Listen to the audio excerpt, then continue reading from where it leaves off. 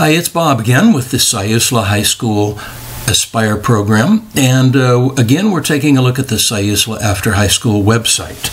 Today we want to focus on scholarships, grants, and loans. So what we're doing here, remember that this site is sites.google.com/site/SiuslawAfterHS. So once you're at the site, let's scroll down here under financial aid until we get to, in caps, scholarships, grants, and loans, and click on that.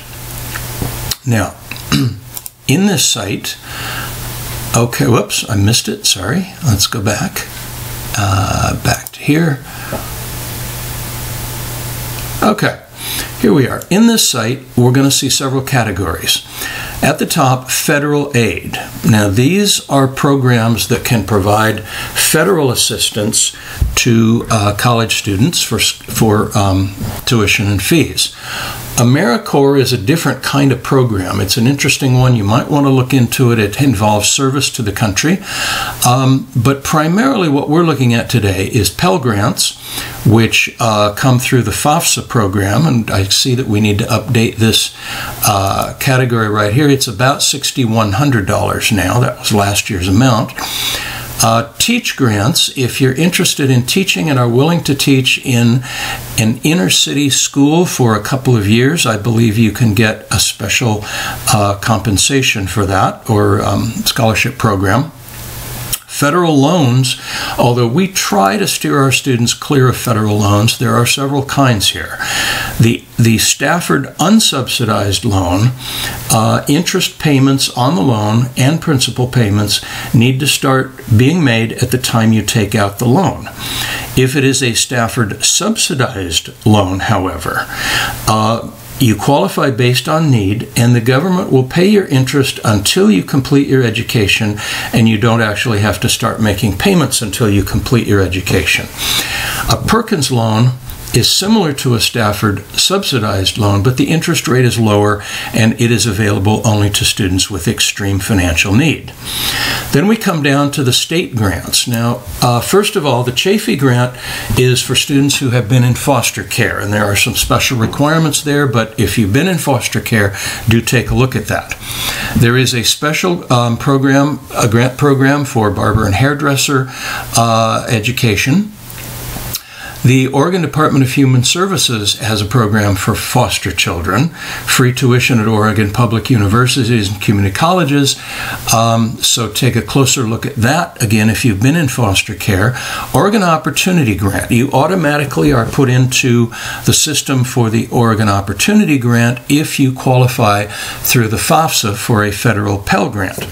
So you may get up to $2,250 or more from the Oregon Opportunity Grant if you qualify for the Pell Grant. Oregon Promise is used only for tuition and fees. Well, it's used for a number of different things at community colleges. And that generally will pay the difference between what you get in a Pell and Oregon Opportunity Grant and what you need in order to attend community college. Oregon Student Child Care Grant, if you have a child, this can help you pay for daycare or care for your child while you're taking classes. And the WorkSource Oregon program is for students who are in a trade program of some kind and in the last year of their education for that trade program. And again, you can get more details by clicking on the link here, Oregon WorkSource Oregon. Now, we go down to college and university scholarships. Most colleges and universities, including community colleges, have foundations through which they provide scholarships to students who are attending there. Lane Community College has a big one, and that's certainly worth looking at if you're going to LCC. As you can see, some of the others have scholarship programs, including Oregon State University and the University of Oregon. And by the way, well, University of Oregon is Pathway Oregon. By the way, Portland State University has a program where if your GPA is high enough, you may be able to get 4 years of tuition paid for free. So check these out depending on where you're going to be attending.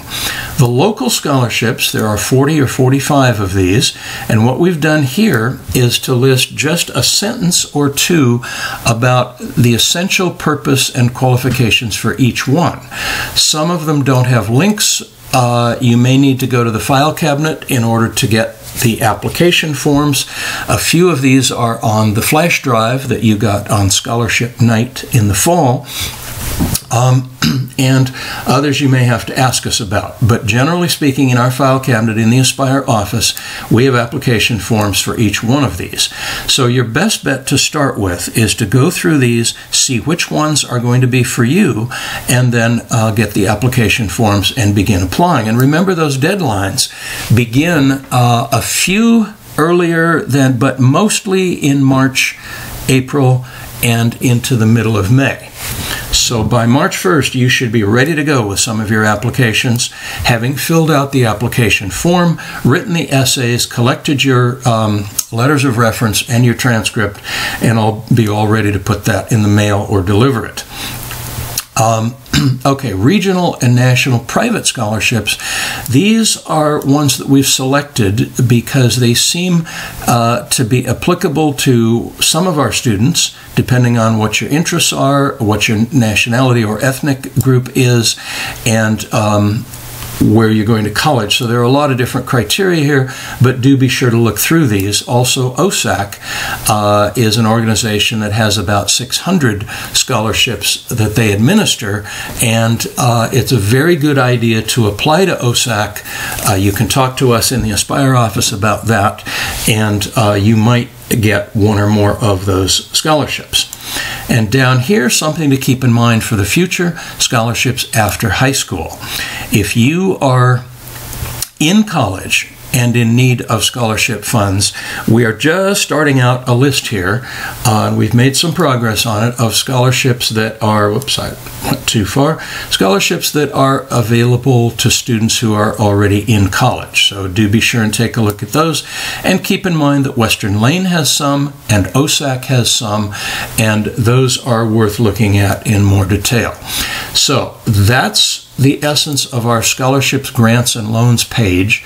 Lots and lots of links, lots of useful information, a great place to start when you're working on how you're going to pay for college. Thanks. We'll see you next time.